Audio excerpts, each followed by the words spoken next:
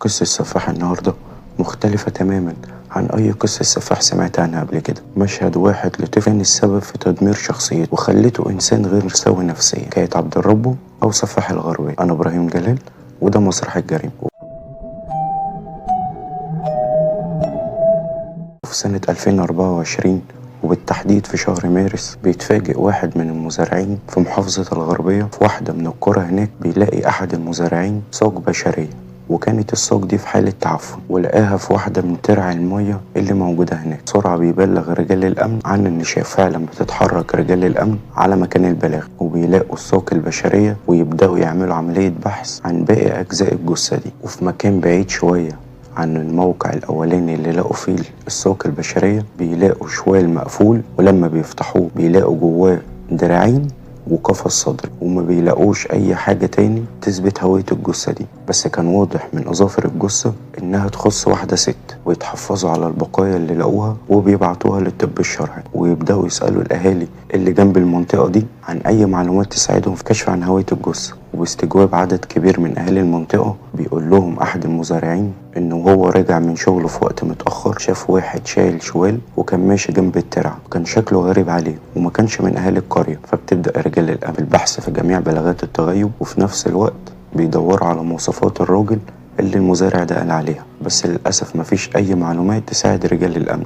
ولما بيطلع تقرير الطب الشرعي بيأكد إن الأجزاء اللي لقوها تخص نفس الجثة، وإنها لسيدة في العشرينات من عمرها، وإن زمن الوفاة كان من 3 أو 4 أيام تقريبا، وإنهم في انتظار بقايا أجزاء الجثة عشان يطلعوا التقرير النهائي. وبعد كام يوم بيوصل البلاغ لرجال الأمن إن الأهالي في مركز زفتة لقوا شوال، ولما فتحوه لقوا جواه راس ورجل. تستنتج على طول رجال الأمن إن الأجزاء اللي الأهالي دول لقوها تخص نفس الجثة، ومركز زفتة بعيد عن المكان اللي لقوا فيه البقايا الأولى. ومن المعاينة المبدئية بتلاقي رجال الأمن تشابه كبير في نفس طريقة التخلص من الأجزاء دي وطريقة تقطيعها. وبتدور رجال الأمن في جميع بلاغات التغيب اللي في مركز زفتة. بعد الفحص في جميع بلاغات التغيب بتلاقي رجال الأمن بلاغ تغيب تتشابه مواصفاته مع مواصفات الجثة اللي لقوها من حيث وقت الاختفاء. وبتعرف رجال الأمن إن اللي كان عامل البلاغ ده هو طليق الست دي، وده بعد ما كان رايح يطمن على أولاده، ولما راح عرف إنها ما رجعتش البيت بقالها كام يوم، وإنهم بيحاولوا يكلموها كتير بس تليفونها مقفول. على طول بيطلع طليقها وبيعمل بلاغ في اسم الشرطة، وبيتحركوا رجال الأمن على عنوان الست دي واللي كان اسمها فاطمة وشهرتها بطة، وبيعملوا تحريات كتير عنها. وبيكتشف رجال الأمن إن فاطمة كانت على علاقات غير شرعية بكذا شخص، كانت العلاقات دي بتتم بمقابل مادي. وبعد الكشف عن دايرة معارف فاطمة والكشف على سجل مكالماتها الأخير بتكتشف رجال الأمن معلومة مهمة، إن فاطمة كانت على علاقة بواحد اسمه عبد الرب، وعبد الرب ده كان جارها وكان ساكن في العمارة اللي في وشهم، وإن عبد الرب كان آخر شخص تواصلت معاه فاطمة. وبيتم القبض على عبد الرب، وبعد التحقيق معاه والضغط عليه بينهار عبد الرب وبيعترف إن هو اللي قتل فاطمة. بس اللي بيعرفه رجال الأمن بعد كده إن اللي قدامهم ده عبارة عن قاتل متسلسل، وإنه قتل أكتر من 4 سيدات غير فاطمة. وهنا تبدأ قصة عبد الرب. هو مين وإيه اللي خلاه يعمل كل ده؟ عبد الرب وقت القبض عليه كان عنده 47 سنة، عايش ومقيم في مركز زفتة محافظة الغربية. وبنرجع لطفولة عبد الرب لأنها السبب الرئيسي تشكيل شخصيته. عبد الرب كان عايش مع والده ووالدته، كان والده يملك محل مشويات ونزل ابنه معاه من وهو طفل صغير عشان يتعلم الصنعة دي، وعلى أمل إن هو في يوم من الأيام بعد ما يتوفى يكمل التجارة دي من بعده. وكانت والدته بتشتغل في الأراضي الزراعية عشان تساعد في مصاريف البيت، بالرغم إن ما كانش البيت محتاج لمساعدتها دي، بس هي كانت مصرة إن هي تشتغل. وكانت مشاكل والد عبد الرب ووالدته كبيرة جدا وما كانتش بتخلص، وكان اللي بيصلح بين والد عبد الرب ووالدته هو عمه موسى اللي كان أقرب حد لعبد الرب، وكان عبد الرب بيحبه جدا. ولما بيوصل عبد الرب لسن 9 سنين بيتوفى والده، تتغير معاملة أمه معاه جدا، وبيحس عبد الرب إن هو مش ابنها من معاملتها القاسية عليه. وفي السن ده اللي هو 9 سنين بيرتكب عبد الرب أول جريمة قتل في حياته، لما كان شايل بنت الجيران الطفلة الرضيعة وكان بيلعب معاها، قام جايب لعبة وحطها في بقها وقعد يخنقها لحد ما الطفلة دي مات. فاجئ الجيران بموت بنتهم، بس محدش جه في باله إن عبد الرب هو اللي عمل كده. بس عبد الرب راح حكى لأمه كل حاجة وقال لها إن هو اللي قتلها. ساعتها والدته مسكته ضربته وقالت له إن اوعى يتكلم مع حد عن اللي عمله وإنه يفتح بقه بكلمة، وعقابا ليه حبسته في أوضته كذا يوم من غير أكل ولا شرب. وبعد مرور شوية وقت على الواقعة دي رجعت حياة عبد الرب طبيعية جدا. وفي الوقت ده شاف عبد الرب منظر قلب حياته، شاف أمه وعمه موسى في علاقة غير شرعية مع بعض، وكانت صدمة كبيرة بالنسبة له. والعلاقة دي استمرت وقت كبير، ولما وصل عبد الرب لسن 14 سنة وبدأ يفهم شكل العلاقة دي عامل ازاي، طرد عمه من البيت. وقرر عبد الرب وقتها انه يسيب التعليم وانه يعيش مع والدته في شقة زفتة اللي هتبقى مسرح الجريمة لكل الجرائم اللي هيرتكبها بعد كده. واشتغل عبد الرب في مهنة الجزار، وقعد في المهنة دي لحد ما بقى عنده 21 سنة.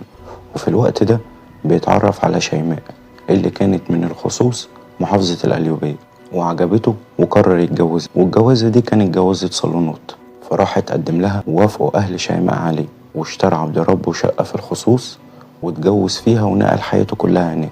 وبعد مرور 8 سنين على الجواز ده ربنا بيرزقهم بطفلين. في الوقت ده والدته بتتعب جدا، يقرر عبد الرب ان هو ياخد مراته واولاده ويروح يعيش مع امه عشان يراعيها في مرضها. بس كانت شيماء مرات عبد الرب ما بتحبش والدته، وكانت رافضة فكرة ان هي تنقل حياتها لزفتة. وبدأت المشاكل تكتر ما بين شيماء وعبد الرب، وطلبت الطلاق منه كذا مرة.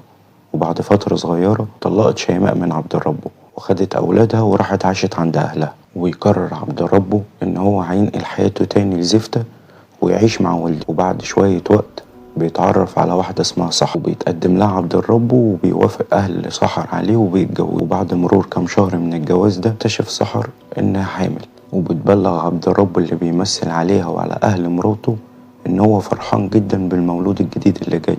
وفي يوم عبد الرب قاعد قدام التلفزيون ومراته سحر كانت نايمة في أوضة نومها جوه، بيقوم عبد الرب وبيدخل على مراته أوضة نومها وبيخنقها ولمدة 10 دقايق متواصلة لحد ما تموت هي والجنين اللي في بطنه. وبياخد بعضه وينزل ويروح يبات عند أخته ولا أكنه عمل أي حاجة. وتاني يوم أهل سحر بيحاولوا يتواصلوا معاه كذا مرة بس من غير أي فايدة، فبياخدوا بعضهم وبيطلعوا على شقتها. ولما بيخبطوا كذا مرة على الباب ومفيش أي رد من بيتهم بيكسروا الباب، ولما بيدخلوا عليها بيلاقوا بنتهم نايمة في السرير. فعلى طول بيتصلوا بعبد الرب وبيقولوا له على اللي حصل وبيطلبوا منه بسرعة إن يجيب دكتور ويجي. ولما بيوصل الدكتور ويبدأ يكشف على سحر بيقول لأهلها إن في شبهة جنائية وإنهم لازم يبلغوا، بس أهل سحر بيرفضوا إن هم يبلغوا خوفا إن جثة بنتهم تشرح.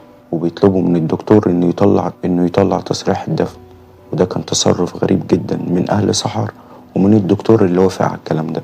ومن وقتها بقى عبد الرب عنده متعة غريبة في القتل عن طريق الخنق، لأنه حس إنه ممكن يعمل كده عادي من غير ما حد يكتشفه، وخصوصا إنه عمل كده مرتين والقتيل اتدفن عادي من غير ما حد يدور وراه. ومن بعدها قرر عبد الرب إن هو مش هيتجوز تاني، وإن هو هيستكفى بالعلاقات الغير شرعية اللي هيعملها حتى لو كانت العلاقات دي بمقابل مادي.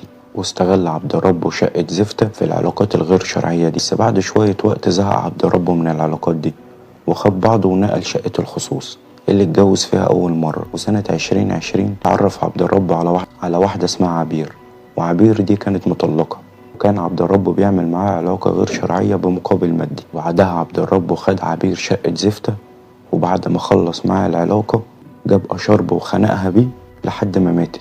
وبعدها في وقت متأخر من الليل وبعد الفجر خد عبد الرب جثة عبير وحطها في شوال وحملها في عربيته ورماها في أرض زراعية كانت بعيدة عن البيت. وبعد مرور 3 سنين على قتل عبير اتعرف عبد الرب على واحدة اسمها سهير عن طريق قواد، واخد عبد الرب سهير شقة زفت وعمل معاها علاقة. وبعد ما خلص جاب نفس الأشرب اللي قتل بيه عبير وخنق سهير بيه، بس سهير عشان كانت مليانة شوية كانش هيعرف ينزل بيها زي عبير. فقرر عبد الرب ان هو هيقطع جثتها لأجزاء وانه يفرقها في عدة مناطق مختلفة. وفعلا جاب سطرين وسكينة ونقل جثة سهير على الحمام وبدأ يقطع فيها، حطها في كذا كيس، والكيس دي جمعها في كذا شوال. ونزل عبد الرب في وقت متأخر من الليل ووزع أجزاء جثة سهير في عدة مناطق مختلفة. وفي نفس السنة دي اتعرف عبد الرب على واحدة اسمها رضا واخدها معاه شقة زفت، وبعد ما خلص معاها خنقها بنفس الأشرب. ولأن عبد الرب لقى متعة في تقطيع الجثة عمل معاها نفس ما عمل مع سهير وقطع جثتها لأجزاء. ولما اطمن ان الدنيا هدت والوقت اتأخر نزل بأجزاء جثة رضا ووزعها في عدة مناطق مختلفة. ونيجي لسنة 2024 وبيتعرف عبد الرب على واحدة اسمها فاطمة اللي كانت السبب في كشفه والقبض عليه. وفي شهر مارس 2024 طبعا زي ما كلنا عارفين ان هو كان شهر رمضان الكريم، كانت فاطمة على علاقة بعبد الرب، والعلاقة دي كانت بمقابل مادي. كان فاطمة عندها شوية مشاكل وطلبت من عبد الرب مبلغ سلف، والمبلغ ده كان 3000 جنيه. وبعد فترة طلب عبد الرب من فاطمة ان هي ترجع له الفلوس دي لانه كان محتاجها. فاطمة بترفض ان هي ترجع الفلوس وبتعمل مشكلة كبيرة مع عبد الرب، بتقعد تزعق فيه. بس اللي ما كانتش تعرفه فاطمة ان اللي بتزعق له ده عبارة عن سفاح وقاتل متسلسل. قام ضاربها عبد الرب وجاب الأشرب بتاعه وقعد يخنق فيها لحد ما ماتت. وبعد ما ماتت جاب السطورين بتوعه وقطعها الأجزاء وحط الأجزاء دي في أكياس، والأكياس وزعها. ونزل عبد الرب بعد صلاة الفجر عشان يوزع أجزاء جثته. بس يشاء السميع إنه الفلاح البسيط اللي كان راجع من شغله في وقت متأخر إنه يشوفه، وإن منصوب الترعة اللي رمى عبد الرب وأجزاء جثة فاطمة فيه كان قليل نسبيا وقتها. عشان كده الأهالي لقوا الساق اللي اتكلمنا عليه في بداية الحلقة، وبيبلغوا رجال الأمن، وبتوصل رجال الأمن على الموقع لحد ما بنوصل للقبض على عبد الرب واعترافه بقتله. وبيتم تشكيل لجنة طبية ناحية عبد الرب العقلية والنفسية، لأن اللي عمله ده استحالة يكون بني آدم عادي اللي عمله. بس بتأكد اللجنة إن اللي عبد الرب ده عمله كان في كامل قواه العقلية، وكان واعي ومدرك جدا باللي بيعمله. واعترف عبد الرب قدام المحكمة بكل حاجة، وإنه اللي قتل السيدة دي. وقال عبد الرب قدام المحكمة إن أمه هي السبب في كل ده، وبيطلب من المحكمة القصاص العادل عليه. فعلا تم إحالة أوراق قضية عبد الرب لفضيلة المفتي، ومستنين حكم الإعدام على عبد الرب. ودي كانت نهاية حلقة النهاردة. كان معكم إبراهيم جلال. السلام عليكم.